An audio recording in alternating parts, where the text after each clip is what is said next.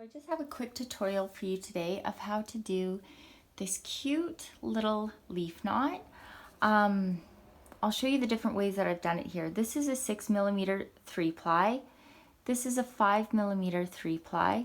And then this is 4.5mm of cotton air rope. These are all from Ganex. Anyhow, you can use this for keychains, earrings. You can put them throughout the fringe on your wall hanging or just to finish it off at the end.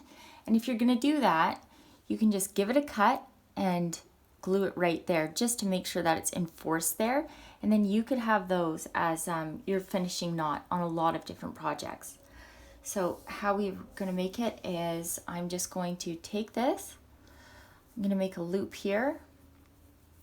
I'm going to put this one over top. Sorry, I hope this is clear for you. Over top, so this is what it should look like. Okay, and then we're going to weave it down behind, and we are going to continue with this pattern. Oops. Okay, so nice and tight, down behind, and we're going to go behind, come up front, go over, and then behind again. Just tighten it up a bit. We're just weaving it through, so over, come through, go over that one.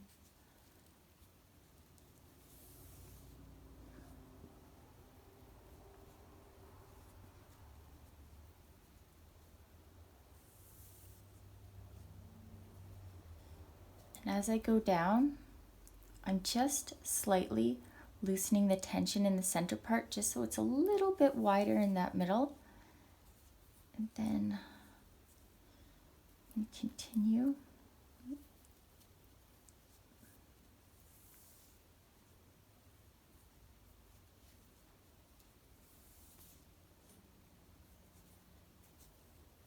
Okay, so now I'm going to start to make it come in just a little bit more.